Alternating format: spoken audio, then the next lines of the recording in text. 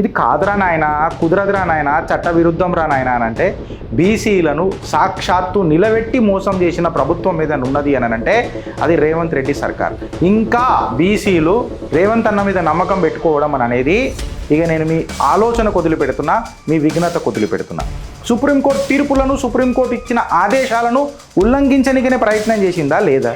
అది 50% సీలింగ్ని, కాన్స్టిట్యూషన్ సీలింగ్ని విధ్వంసం చేస్తుంది, సర్వనాశనం చేస్తుంది అని అంటే చట్టబద్ధత ఎట్లయితుంది? మళ్ళీ ట్రిపుల్ టెస్ట్ క్రాష్ అయిపోయింది కదా. లీగల్ రియాలిటీ ఏడున్నది అంటే బీసీలని ఇలా అత్యంత హీనాతిహీనంగా అవమానించిన ఘనత కాంగ్రెస్ హీన చరిత్ర. ఆఖరికి దీని మీద కేసు ఎవరేసిండ్రు అని అంటే నేను రెడ్డి అయినా, నేను బలి కావడానికి రెడీ అయినా అని చెప్పి ఇలా రేవంత్ రెడ్డి గారు ఎంత సింపతి కార్డు వాడుకున్నా అది ఆయనకు రిజల్ట్ ఫెచ్ చేస్తుందా? మీ కమెంట్ రూపంలో చెప్పండి. నువ్వు ఎలక్షన్లు గెలుస్తావో ఓడిపోతావో మాకు సంబంధం లేదు, కేస్ డిస్మిస్డ్, డ్రామా ఓవర్ అని చెప్పి చెప్పేసింది. సుప్రీంకోర్టు సీదా గవాలి అండ్ కృష్ణమూర్తి కేసెస్ని ఎగ్జాంపుల్ తీసుకొని మాట్లాడింది. ఇదే కేసులో ఆ రోజు చిత్రగుప్తు కూడా మాట్లాడింది, మన చిత్రగుప్తు. ఫ్రెండ్స్, మేము ఏదైనా కంటెంట్ తీసుకొని వస్తే అది ప్రజలకు ఉపయోగపడే కంటెంట్ ఉంటుంది, ఏదో మాల్ మసాలా వ్యూస్ కోసం కాదు. ఇది క్లియర్ కట్. ప్రతి దగ్గర కోట్లు చివాట్లు పెడుతున్నాయి రేవంత్ అన్నకు. కంప్లీట్గా చట్ట విరుద్ధమైన పనులు ఇవి. ఏంది ఇది 50% సీలింగ్ ఎట్లా దాటిపోతారు అని చెప్పి చెప్తున్నారు. జై హింద్, జై భారత్, జై తెలంగాణ. ఫ్రెండ్స్, నేను మీ Girish Daramuni. Welcome to our channel Chitragupt. BC bill ఆఖరికి సుప్రీంకోర్టులో కూడా చివాట్లు పడ్డాయి రేవంత్ అన్న సర్కార్కి. అడ్డమైన బిల్లు తీసుకొని వచ్చి అడ్డగోలుగా చాతలు చేస్తానంటే ఇది రాజ్యాంగ ఉల్లంఘన కాదా? ఎర్రబుక్కు పట్టుకున్నంత మాత్రాన మేము రాజ్యాంగాన్ని కాపాడతాం, రాజ్యాంగాన్ని మారుస్తానన్నది బీజేపీ అని చెప్పడం అనేది ఇవాళ నిజంగా చెప్పాలనంటే తువాళ్ళ చెప్పు మడత పెట్టి కాంగ్రెస్ వాళ్ళే కాంగ్రెస్ని కొట్టుకున్నారు. కరెక్ట్గా చెప్పాలనంటే వేరే వాళ్ళు కూడా కొట్టలేయాలని. ఇది కాదురా నాయన, కుదరదురా నాయన, చట్ట విరుద్ధం రా నాయన అని అంటే బీసీలను సాక్షాత్తు నిలబెట్టి మోసం చేసిన ప్రభుత్వం మీద ఉన్నది అని అంటే అది రేవంత్ రెడ్డి సర్కార్. ఇంకా బీసీలు రేవంత్ అన్న మీద నమ్మకం పెట్టుకోవడం అని అనేది ఇక నేను మీ ఆలోచన వదిలిపెడుతున్నా, మీ విఘ్నత వదిలిపెడుతున్నా. ఇవాళ రేవంత్ అన్న రిజర్వేషన్ రాగా అని చెప్పి మనం మాట్లాడితే 42% రిజర్వేషన్ బిల్ అని చెప్పి తీసుకొని వచ్చిండు. కాకపోతే కాన్స్టిట్యూషనల్ లిమిట్ 50%కే ఉన్నది. కాకపోతే ఆ కాన్స్టిట్యూషనల్ బిల్లు 50%కే ఉన్నది. ఇక మళ్ళొకసారి ఏమైందనంటే తెలంగాణ కాన్స్టిట్యూషన్నే తిరగరాయడానికి ప్రయత్నం చేసిందా లేదా? మళ్ళీ సుప్రీంకోర్టు తీర్పులను, సుప్రీంకోర్టు ఇచ్చిన ఆదేశాలను ఉల్లంఘించనికనే ప్రయత్నం చేసిందా లేదా? మళ్ళొకసారి సుప్రీంకోర్టు క్లియర్ కట్గా చెప్పింది 42% బీసీ కోటా అని అంటే 100% కోర్ట్ కన్ఫ్యూజన్ని చేసుడా కాదా అని అన్నది మీరు మీ కమెంట్ రూపంలో చెప్పుర్రి ఫ్రెండ్స్. జియో నంబర్ 9 ఏదైతే రేవంత్ అన్న తీసుకొని వచ్చిండో ఇది ఒక పెద్ద బిగ్ బ్లండర్. ఎందుకనంటే బీసీ రిజర్వేషన్ ఏదైతే క్యాప్ ఉంది చూడు, దాన్ని ఇవాళ హైకోర్టు స్టే చేసిన తర్వాత వీళ్ళు సుప్రీంకోర్టుకు పోయారు. సుప్రీంకోర్టుకు పోయిన తర్వాత ఈ 42% లోకల్ బాడీ ఎలక్షన్స్ కోసం మేము చేస్తున్నాము అని చెప్పి మాట్లాడతారు. ఇది ఎలక్షన్ల కంటే ముందెందుకు చేయలే? ఎలక్షన్లతోనే ఎందుకు చేస్తుండ్రు? నార్మల్ రిజర్వేషన్తో మీరు పొండ్రి, లేకపోతే ఎలక్షన్లే రద్దు చేసుకోండి అని చెప్పి కోర్టులు చెప్తారు. అయితే ఇక్కడ అర్థం చేసుకోవాల్సింది ఏందనంటే అది 50% సీలింగ్ని, కాన్స్టిట్యూషన్ సీలింగ్ని విధ్వంసం చేస్తుంది, సర్వనాశనం చేస్తుంది అని అంటే చట్టబద్ధత ఎట్లయితుంది? మళ్ళీ ట్రిపుల్ టెస్ట్ క్రాష్ అయిపోయింది కదా. లీగల్ రియాలిటీ ఏడున్నది? మళ్ళీ దీనికి ఇతర పార్టీలు కూడా సపోర్ట్ చేస్తాయా అంటే అవి చట్ట విరుద్ధమే కదా. అంటే వీళ్ళ రాజకీయం జిందగీ కోసం రాజ్యాంగాలనే చేంజ్ చేసి ప్రజలను ఇబ్బంది పెడతారా అని అనేది ఒకటి పెద్ద ప్రశ్న.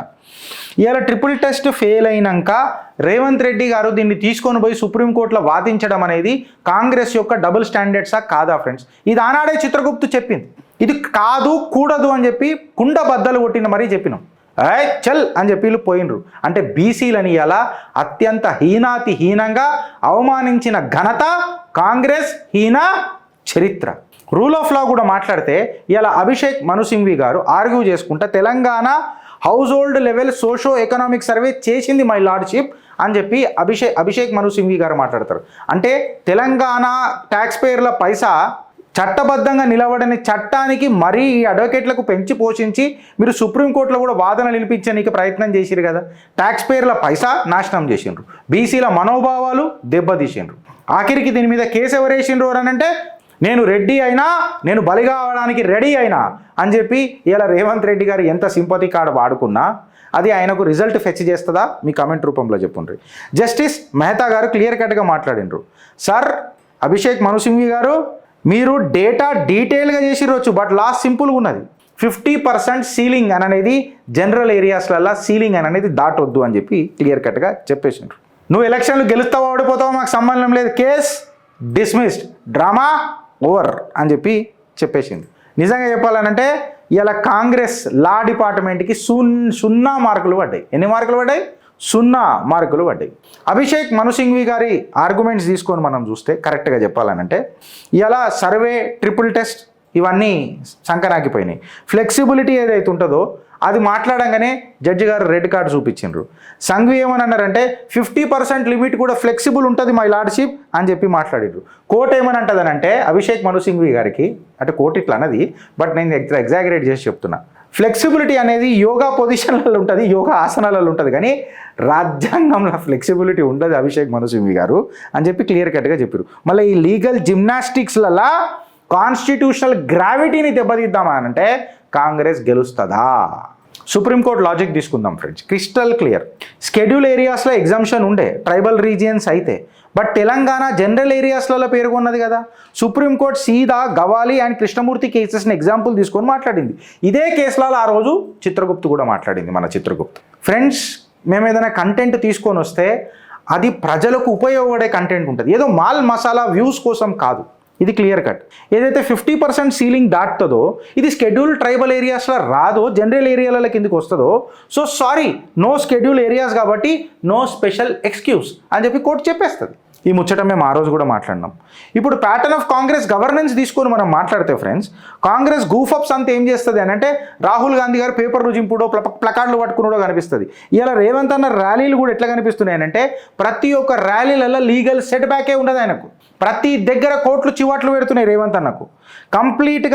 కంప్లీట్గా చట్ట విరుద్ధమైన పనులు ఇవి. ఏంది ఇది 50% సీలింగ్ ఎట్లా దాటిపోతారు అని చెప్పి చెప్తున్నారు.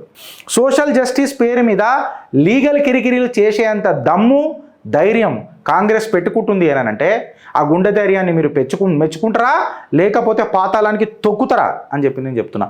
రూల్ బుక్లకు విరుద్ధంగా హెడ్లైన్ హంటర్ల కోసము హంటింగ్ చేసే ఈ కాంగ్రెస్ నాయకుల మనస్తత్వాన్ని మీరు ఏడబెడతారు అని చెప్పి చెప్తున్నా. ఈ బిల్లు ఇల్లీగల్ కాదా? ఇది సుప్రీంకోర్టు చెప్పిన మాటలకు విరుద్ధం కాదా? ఇలా కేసు డిస్మిస్ అయింది అని అంటే ఇలా కాంగ్రెస్కి ఇజ్జత్ పోయిందా లేదా? మీ కమెంట్ రూపంలో చెప్పు ఫ్రెండ్స్. బీసీ రిజర్వేషన్ స్క్రిప్ట్ అనేది అవుతుందో అది ట్రిపుల్ టెస్ట్ పాస్ కాలే. దానికి లీగల్ బేస్ లేదు, కాన్స్టిట్యూషనల్ గ్రేస్ లేదు, పొలిటికల్ ఫేస్ లిఫ్ట్ తప్ప దీనికి ఏమీ లేదు. ఇది directed by Congress, censored by supreme court. Audience rating ఎంత పడుతున్నది రా నాయనా దీనికి ఏనంటే 0 అని చెప్పి చెప్తున్నారు. సో నెక్స్ట్ టైం ఏదైతే కాంగ్రెస్ మాట్లాడుతుంది కదా, జర రాజ్యాంగం చదువురు, ఎర్రబుక్కులు పట్టుకొని ఎర్రెర్రి చాతలు చేసుడు కాదు, రోడ్ల మీద ఇష్టం వచ్చినట్టు మాట్లాడు కాదు. మేము ఇస్తాం, మేము చేస్తాం, ఇది ట్రైబల్ ఏరియాస్కి ఇచ్చిరంటే తెలంగాణ జనరల్ ఏరియాల కిందకి వస్తుంది, ట్రైబల్ ఏరియాల కిందకి రాదు. తెలుసుకోండి, మాట్లాడు. ఏదో ఒకటి సరే మంచి చేయాలని ఉంటే మస్తు ఉన్నాయి చేసేటి సంక్షేమ పథకాలల్లో. ఫ్రీ పంచుడు కాదు. చెప్పినా కదా కాంగ్రెస్ మేనిఫెస్టో ఎట్లుంటుంది ఫ్రెండ్స్.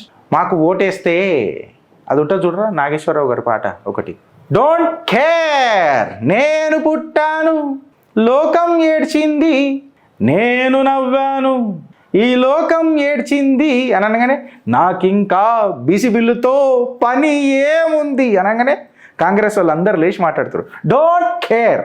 సో మీ ఆలోచన ఏందో జర చెప్పురు ఫ్రెండ్స్. భారత్ మాతాకి జై.